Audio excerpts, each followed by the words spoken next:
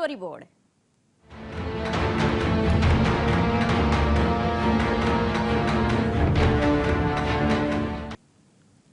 లక్షల కోట్ల చిట్టాపద్దుల బడ్జెట్లో సామాన్యుడి నుంచి సంపన్నుల వరకు అందరి ఆశలు ఉంటాయి, ఆగ్రహాలు ఉంటాయి.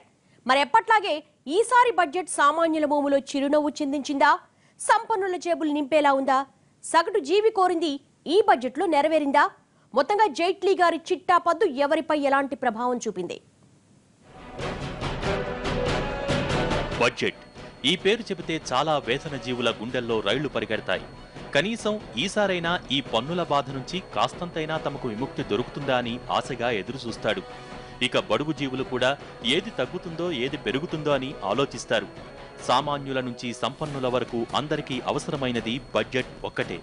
అయితే ప్రతిసారి గంటన్నర పాటు సాగే బడ్జెట్ ప్రసంగంలో కొంతలో కొంతైనా సామాన్యుడికి అర్థమయ్యేది. కానీ ఈసారి జైట్లీ గారి చిట్టాపద్దు ఆంతర్యం మాత్రం విజ్ఞులకే అర్థమైంది తప్ప సగటు జీవి బుర్రకెక్కలేదు.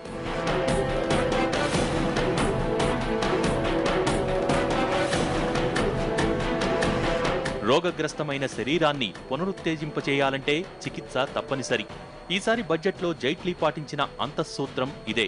రోగం తగ్గించడానికి వైద్యుడు ఇచ్చే మాత్ర చేదుగానే ఉంటుంది. ఆ చికిత్సా విధానంలో అతను పాటించే ప్రక్రియలన్నీ కొత్తగా ఉంటాయి. కానీ కొన్నాళ్లకు వాటి ఫలితం కనిపిస్తుంది. ఇప్పుడు జైట్లీ బడ్జెట్ అక్షరాలా ఇలాగే ఉంది. ప్రపంచ ఆర్థిక వ్యవస్థల్లో వేగంగా ఎదుగుతున్న దేశంగా అంతర్జాతీయ సమాజం లెక్కల్లో భారత్ బలంగా కనిపించినా లోపల మాత్రం దేశ ఆర్థిక వ్యవస్థను తూట్లు పొడుస్తూ నిట్ట నిలువునా కుప్పకూల్చే కారణాలు చాలానే ఉన్నాయి. దేశంలో బ్యాంకుల్లో 4 లక్షల కోట్లకు పైగా పెరిగిపోయిన మొండి బకాయిలు భవిష్యత్ పెట్టుబడులను అడ్డుకునే ప్రమాదకారిగా కనిపిస్తున్నాయి.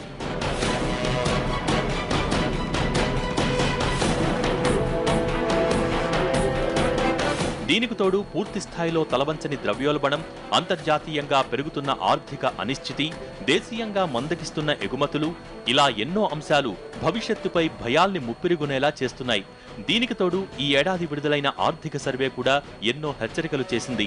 ఐటీ మినహాయింపులు పెంచొద్దని చెబుతూనే సబ్సిడీలపై కోతలు విధించాల్సిందేనని కటువుగా తేల్చేసింది. సంస్కరణలు అమలు చేయాలంటూనే సంక్షేమ పథకాల్లో కోతలుండాల్సిందేనని ఆదేశించింది. ఇక ఖర్చుల్ని అదుపు చేసుకుంటూనే పొదుపు మంత్రాన్ని పఠించాలని హితవు పలికింది. ఇలాంటి ఆర్థిక వ్యవస్థను బలోపేతం చేయాలంటే ఖచ్చితంగా కొన్ని కఠినమైన నిర్ణయాలు తీసుకోవాల్సిందేనని అక్షరం హెచ్చరిస్తూ వచ్చింది.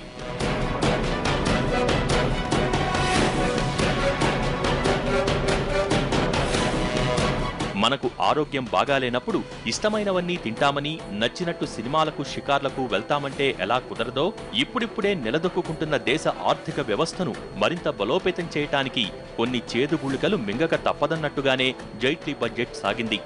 ఈ ఆర్థిక నిబంధనల్ని తూచా తప్పకుండా పాటించినందుకే ఈసారి బడ్జెట్లో పెద్దగా ఎవరి మీద కనికరం చూపలేదు. ముఖ్యంగా వేతన జీవులకు ఏమాత్రం వెసులుబాటు కల్పించలేదు.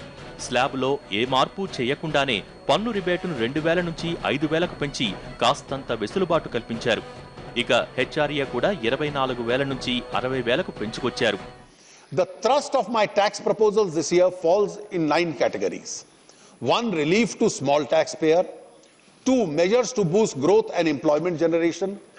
3. Incentivizing domestic value additions to help make in India.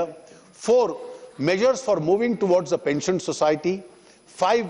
Measures for promoting affordable housing. 6. Additional resource mobilization for agriculture, rural economy and clean environment. 7. Reducing litigation and providing certainty in taxation. 8. Simplification and rationalization of taxation. 9. Use of technology for creating accountability. ఇలా ఆంక్షలు పెడుతూనే కాస్తంత వెసులుబాట్లు కల్పించారు. ఈ ఏడాది home loan తీసుకునే వారికి అదనంగా 50,000 రూపాయల ట్యాక్స్ బెనిఫిట్ కల్పించారు. ఇక పెన్షన్ స్కీమ్ విత్డ్రాల మీద పరిమితి పెంచారు. దేశంలో 6% మాత్రమే ఉన్న వేతన జీవులపై పెద్దగా భారాలు మోపని జైట్లీ పన్ను ఎగవేతల విషయంలో కఠినంగా స్పందించారు. ట్యాక్స్ పరిధిలో ఉండి రిటర్న్ దాఖలు చేయకపోతే ఏకంగా 50% పెనాల్టీ వేస్తామన్నారు.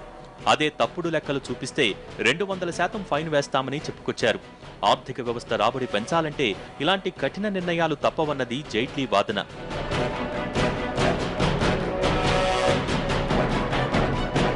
దిగజారుతున్న దేశ ఆర్థిక పరిస్థితికి మన సెన్సెక్సే అద్దం పడుతోంది. మోడీ వచ్చిన కొత్తల్లో 30,000కు పరుగులు తీసిన సెన్సెక్స్ ఇప్పుడు 20,000 టార్గెట్ దిశగా పతనమవుతోంది. సరిగ్గా వారం కిందట 2 రోజుల్లో 750 పాయింట్లు పతనమైంది. ఆఖరికి బడ్జెట్ ప్రవేశపెట్టిన రోజు కూడా నష్టాల్లోనే నడుస్తూ వచ్చింది. ప్రస్తుతానికి 23,000 దగ్గర తచ్చాడుతున్న సెన్సెక్స్ భవిష్యత్తులో మరింత పతనమై మరోసారి మాంద్యంలోకి దేశాన్ని నెట్టకుండా ఉండేందుకు, చెదిరిపోతున్న ఆర్థిక పునాదుల్ని పటిష్టపరిచేందుకు జైట్లీ తీవ్రంగానే కృషి చేసినట్టు కనిపిస్తోంది. ఈ రోజు బడ్జెట్లో స్పెసిఫిక్గా ఇండస్ట్రీకు ఎక్కువ బెనిఫిట్స్ ఇవ్వలేదు అని చెప్పే దాంట్లో బెనిఫిట్స్ అనేది ట్యాక్స్ డిక్రీజ్ చేయడము లేదా ఇన్కమ్ ట్యాక్స్లో రిబేట్ ఇవ్వడము ఒకటే కాకుండా ఈజ్ ఆఫ్ డూయింగ్ బిజినెస్లో చాలా మటుకు వెసులుబాట్లు కల్పించారు. సో ఇండస్ట్రీ నడవడానికి ఏదైతే ఇంపార్టెంట్ ఉంటుందో చిన్న చిన్న micro level issues, number of filings లేకపోతే నెంబర్ ఆఫ్ అప్లికేషన్స్, వీటి మీద కాన్సన్ట్రేట్ చేసి చాలా మటుకు ఇటువంటి చిన్న చిన్న ఈజ్ ఆఫ్ డూయింగ్ బిజినెస్లో మనకు వెసులుబాటు కల్పించారు. కాబట్టి ప్రతి ఒక్కటి ఆదాయం పరంగా కాకుండా కూడా, అంటే కమర్షియల్ లెవెల్లో కాకుండా కూడా వేరే విధంగా మనకు వెసులుబాటు జరిగింది. కాబట్టి డెఫినెట్గా దీన్ని మనం పాజిటివ్గా చూడాలి ఇండస్ట్రీ. వాస్తవానికి మోడీ తలంచిన జీఎస్టీ బిల్లు ఇప్పటికే ఆమోదం పొంది ఉంటే ఈ బడ్జెట్ ఇంత భారంగా ఉండేది కాదేమో. కానీ గడిచిన 4 పార్లమెంట్ సమావేశాల్లో జీఎస్టీ బిల్లుకి ప్రతిపక్షాలు అడ్డు తగులుతూనే ఉన్నాయి. ఆ బిల్లు నెగ్గి ఉంటే ఇప్పుడింత కష్టపడాల్సి వచ్చేది కాదు. అందుకే జైట్లీ సామాన్యులకు పెట్టలేదు, అలాగని సంపన్నులను విడిచిపెట్టలేదు. వారితో ఎక్కువగా సంబంధమున్న రంగాల్లో పన్ను వడ్డింపులు భారీగానే చేసుకుంటూ వచ్చారు. మొత్తంగా చెప్పాలంటే డబ్బు ఉన్న చోటే ఎక్కువ రాబట్టుకోవటానికి ప్రయత్నించారు. ఊరించి ఉస్సూరుమనిపించిన ఈ బడ్జెట్లో జైట్లీ ఎవరి మీద కరుణ చూపించారు, ఎవరి మీద కన్నెర చేశారు? బ్రేక్ తర్వాత చూద్దాం.